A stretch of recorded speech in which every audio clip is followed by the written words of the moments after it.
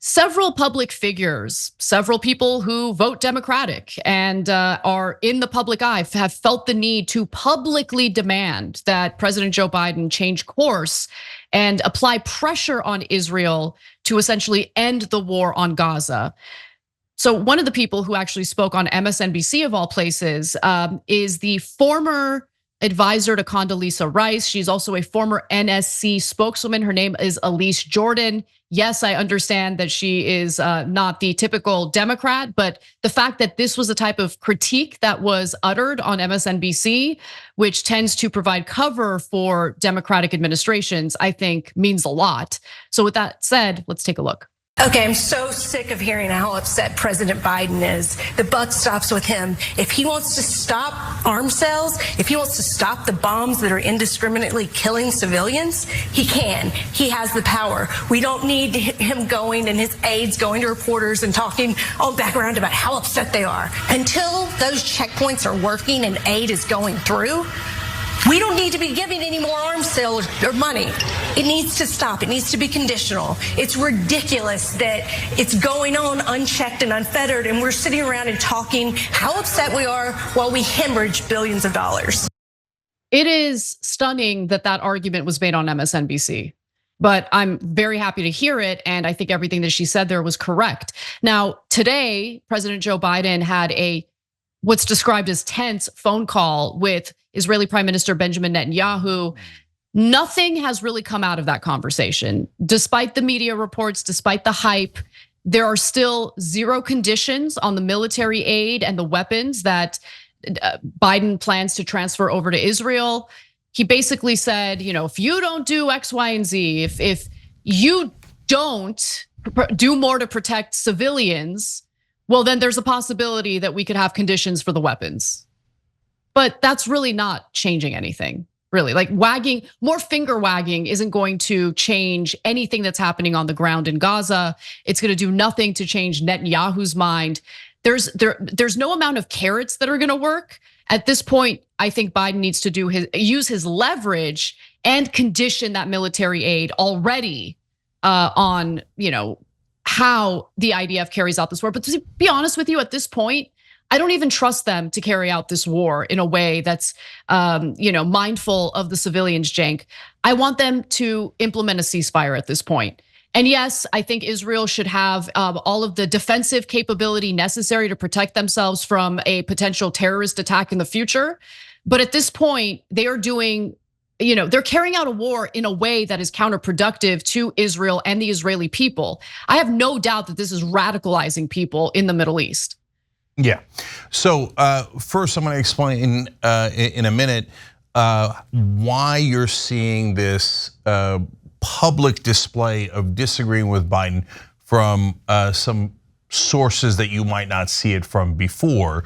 But before that, I'm gonna do two things. One is, when you get a chance at the end of the video, rewind and watch the face of the MSNBC anchor when she starts criticizing Biden on Israel. The guy's like, oh my God, like he didn't know what to do. He was like in mid panic, and then they had to go to like extra videos. They cover up his panicked face. Look, he thinks it's gonna be normal. Then she says it, he's like, oh boy, oh boy. Look at the shock on his face. He's looking at it, he's like, oh, we gotta change the topic. I know. We gotta change the topic. We can't criticize Biden or Israel. What are you doing? This is MSNBC. So I don't know if she just lost her contract there, but anyway, but I want to give one of the first things notes here to one of our members, Art Guy.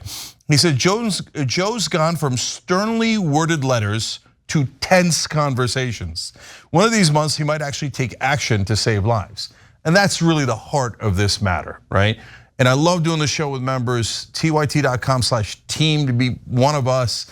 The link's in the description box. And we love doing the show with you guys. Okay, so why is Art Guy so right? Look, guys, now they're sending out Jill Biden and they're putting out leaks. Oh, Jill Biden is actually against this. Senator Coons, which we'll show you in a second, one of the top allies of, if not the top ally of Biden in the Senate, he's concerned. Everybody's concerned. There's a lot of tense words and tense this and sternly worded that. No, cut the funding.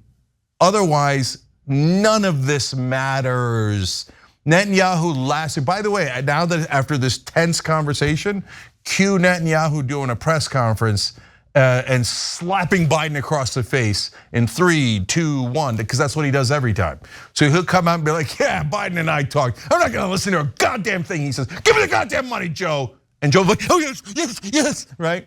So now I want to show you Senator Coons and tell you why he's saying this. I think we're at the point where President Biden has said, and I have said, and others have said, if Benjamin Netanyahu, prime minister, were to order the IDF into Rafah at scale, they were to drop 1,000-pound bombs and send in a battalion to go after Hamas and make no provision for civilians or for humanitarian aid, that I would vote to condition aid to Israel. I've never said that before. I've never been here before. I've been a strong supporter of Israel the whole time I've served in Congress. We just appropriated another $3.3 billion of support in the last appropriations bill we did. The challenge is to make it clear that we support the Israeli people, that we want to and will continue to have a strong and close relationship with Israel, but that the tactics by which the current prime minister is making these decisions don't reflect the best values of Israel or of the United States. So guys, if that had happened in the beginning of the conflict, it would have been the most shocking thing that I've seen in American politics. Because Chris Coons is as corporate conservative a Democrat as you will find. He's also from Delaware, he's a top ally of Joe Biden. I've never seen someone like that say that we might cut the funding of Israel. Never, never. When Senator Van Hollen said it way, way earlier, I was shocked by that and gave him a lot of credit. But this I give no credit to. Wait, why? If I've never seen it before from a guy like him, why am I giving no credit? Because this is Biden sending out allies and doing leaks to say to people, oh, I'm thinking about cutting the funding. Oh, I'm thinking about it. Because he's beginning to realize these stern conversations people are onto that one-trick pony, and he's beginning to look like an idiot and a jackass and a weakling and pathetic, right? So now he's saying, oh, I might cut the funding. Why? Because he's not gonna cut the funding. So he's trying every trick there is before doing the undoable. He cannot cut the funding. It would be shocking beyond belief. Don't get me wrong, could he cut it if he wanted to? Yeah, he could cut it tomorrow, done, right? But there's no chance he's gonna defy the donors and actually cut the funding. Look, honestly, Crystal Ball made a really good point. I think this even goes beyond the donors for Biden. I think that this is a deep ideological principle of his. And I think I don't know what era he's living in, but he genuinely views Israel, an incredibly powerful country, a wealthy country, as this small, weak, vulnerable country that absolutely needs America's support in any and all cases, regardless of what its government does. And if we don't support them, that's the end of their survival. And I'm just not buying that argument. Most people see the situation for what it is. And honestly, the best person to listen to really figure out what the Biden administration is genuinely thinking about doing is John Kirby.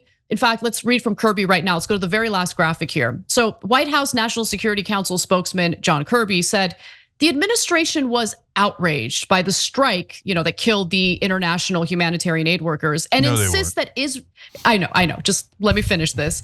By the strike, and insists that Israel be more careful in its operations against Hamas.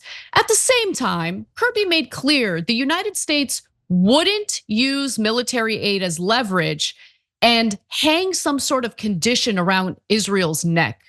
We're still gonna make sure that they can defend themselves, Kirby told reporters. So that's all you need to know. I'm not really interested in, eating up the corporate media hype about how, tough talk from Biden during a phone call. It lasted 30 minutes. I don't care. I want action, and we're not gonna get it. And John Kirby has made it abundantly clear that we're not gonna get it. Yeah, so I wanna explain a couple of things to you guys.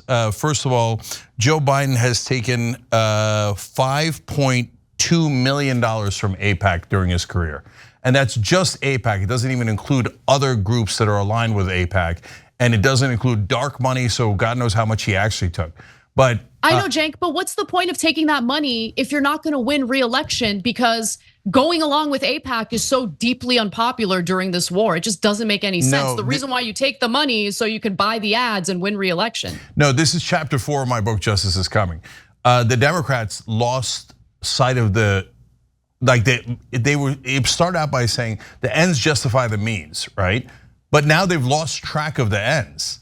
Like they're so obsessed with the donors and pleasing them that their entire DNA is structured around, what am I gonna do for the donors? What am I gonna do? They don't even think about it anymore. And they don't think of it in terms of donors. They just think of it as in, this is what a politician in America is supposed to do. They're supposed to only serve the donors. So it doesn't even occur to them that he might lose the election if he has less money. They think more money equals win. Except Hillary Clinton had more money. She had twice as much money and lost. Joe Biden barely won last time with 43,000 votes in 3 swing states. He's trailing so badly now, even though he has a giant money lead. And part of the reason I say that is because I'm positive. Look at the group thing. You'll see it in all the articles in the past and going forward into the future. A lot of the mainstream media, and we covered it even earlier this week, still talking about it like, no, Donald Trump's losing because he's not raising as much money as Joe Biden. He's losing grassroots support in the donor base, and he doesn't have the big donors, and Joe Biden has the big donors, so he's definitely gonna win. These morons haven't figured it out at all. They're blinded by their greed and their corruption. So no, like Joe Biden might have some relics left over from the 1970s and 90s, and he thinks that, oh, Israel is this poor little country, and oh my God, they only have nukes and they've only massacred at will, right? No, that's a part of his thinking. Yes, he's frozen in amber. Yes, he's frozen caveman president.